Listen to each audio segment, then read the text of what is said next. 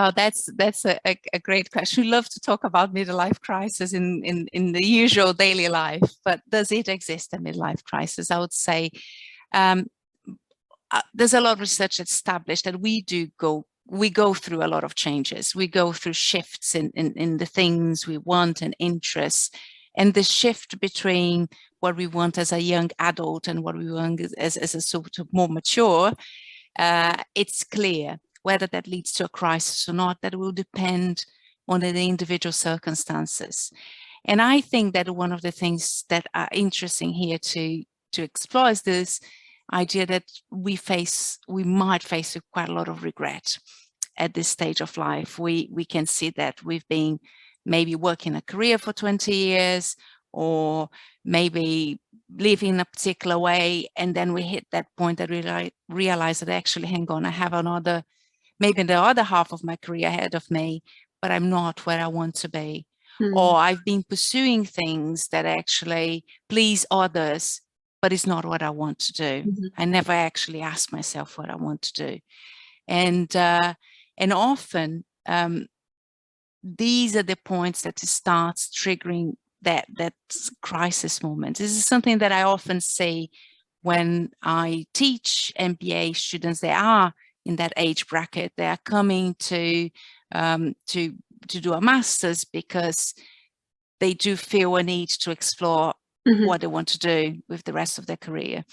And even though education is a great way to do that, but a lot of people don't have access and don't have the opportunity to do in that particular way. So these are the things that starts hanging in people's heads. Is it the right choice? Am I in the right place?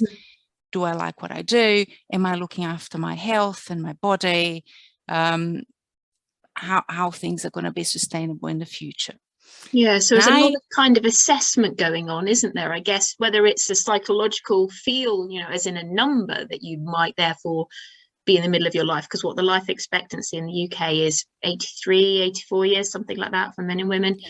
So maybe by that sort of in your 40s, you've done the maths and you've gone, I am at, you know, technically midlife point. And then you start the assessment. Am I where I thought I would be?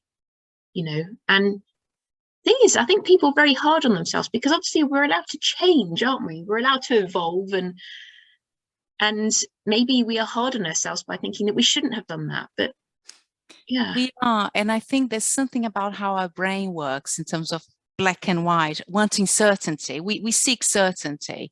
That is very difficult to embrace a period of change and just take as it comes and sort of explore different options at that stage. And one of the other things that adds to the midlife crisis, I would say, is the sense of isolation. We feel at that stage of life, we have that sense that we are the only ones going through that, because we are very, well, I think life became very individualistic. We live with our own nuclear family. We sort of get on with it, and we're supposed to look and appear to be doing okay, or at least doing well for others, because that's the polite thing to do, is to look as you're doing really well. And I think that increases the sort of I would say that sense that you might be a bit lost, and you might be the only one going through something that's actually quite natural at that stage.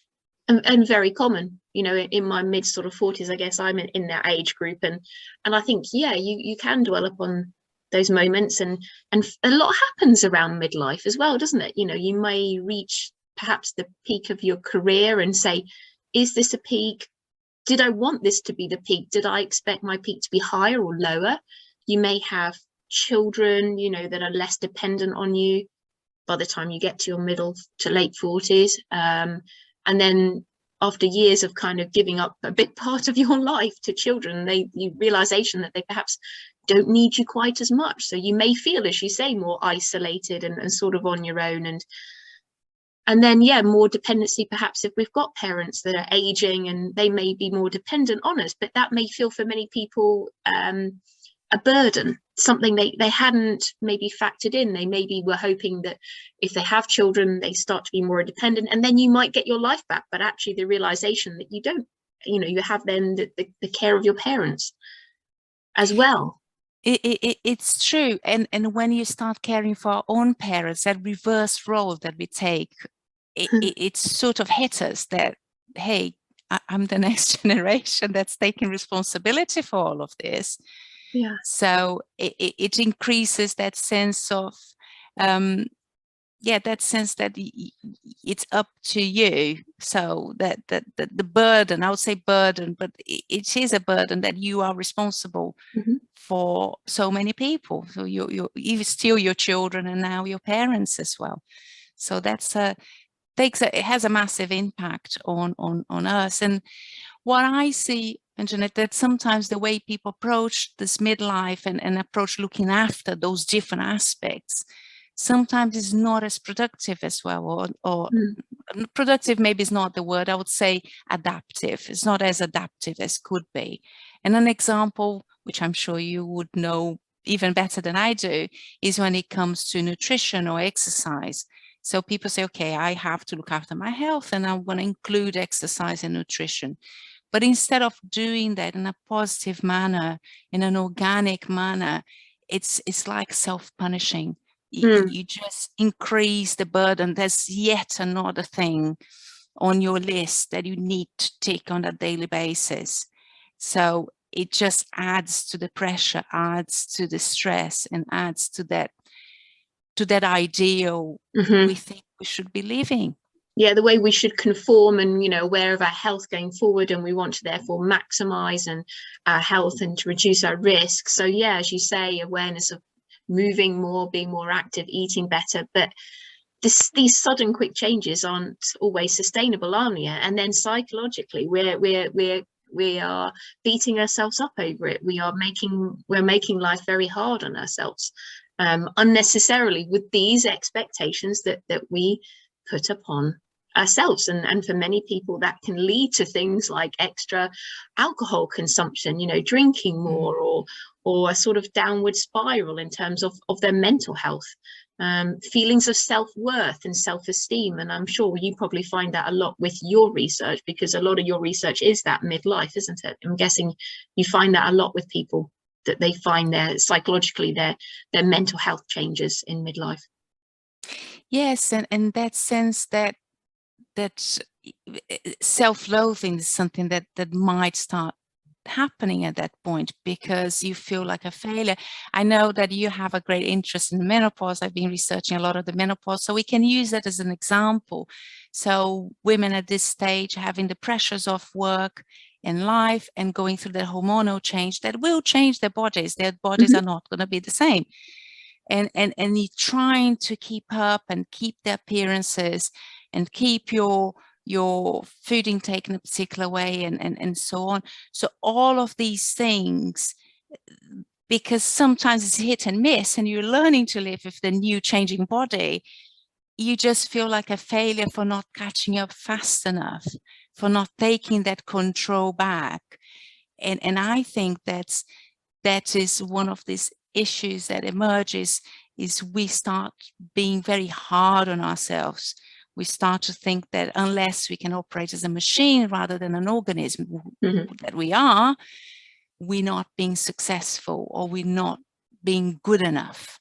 And that idea of not being good enough, it's a massive risk for our mental health.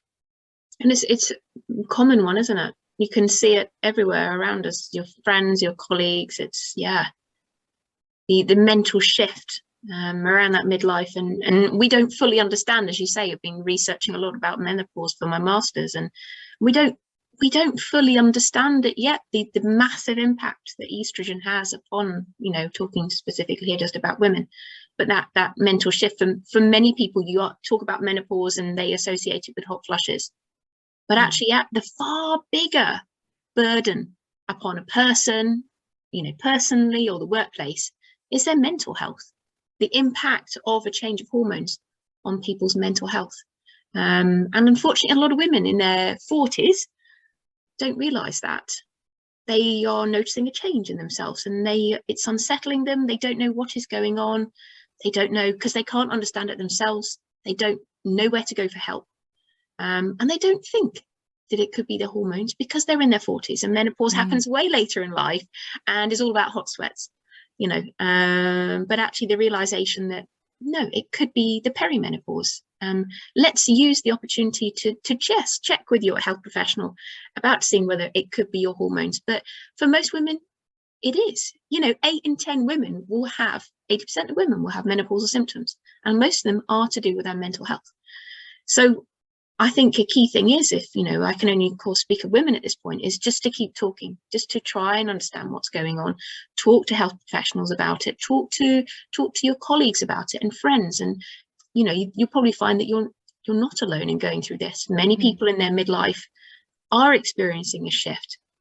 Physically, as you said, and changing our bodies, absolutely, but mentally as well. And just to be a little bit kinder on ourselves and maybe a little bit more open-minded about it, I guess. I think that's extremely important. And I think that if we go and we broaden in, I know we touch on menopause and we're passionate about it, so we get really down to talk about it. But if you broaden to everyone else, men, women, and people, individuals who might have had their menopause earlier due to surgery and other aspects, there's something about, we have an expectation for ourselves that we don't want to let go. We don't want to let go of the fact that we expect we have a certain level, energy levels, which will shift and change throughout life, or that we should be a particular person for our families, for our children, for our partners, and so on. So when you look at those rates of, you know, of course, I will emphasize here, suicide and mental health is extremely complex. We cannot explain simplistically. There are a lot of factors there.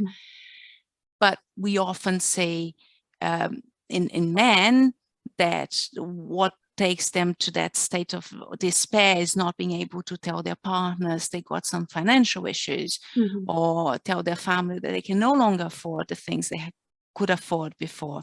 So having to disclose that they're no longer able to be that person, that superhero, and it's like women not longer being actually having the energy to do all these roles all at the same time and all perfectly done, not being able to be open about it, it's just increases that burden and that self-loathing. The pressure we put upon ourselves. And how to unpick it, how it's not an easy job, is it? It is not. It's a complex. It's going to take time, and honesty and support, you know, for each other when it feels appropriate to do that, to finally say, do you know what, I'm struggling a bit. Yeah, it takes a strong person to say that, doesn't it? It does. And as I said, we like in polite conversation, we're never not doing okay, we're always fine. And I think we have to get used to talk about not being okay, and it's fine. It's the ebbs and flows of life. I'm not okay, maybe I'm not doing quite so well on that. Actually, even telling our children, look, mom is not perfect, I dropped the ball here, and that's gonna happen. It's fine. Yeah, so that's life. Yeah.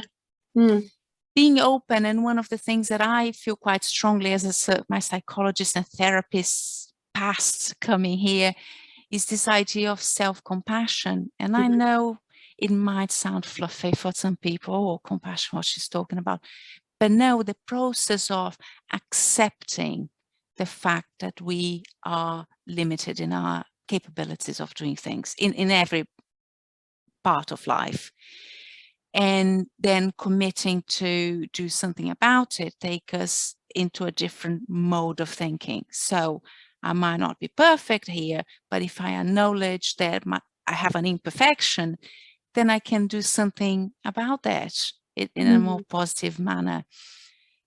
I can compensate, I can improve, I can accept. Yeah, it's a hard one, isn't it? No one likes to be thinking themselves as failures or having limits. And yeah, it's the acknowledgement or the realization of it, or the vocalizing of it, which is the difficult bit. Yeah. Okay. And then think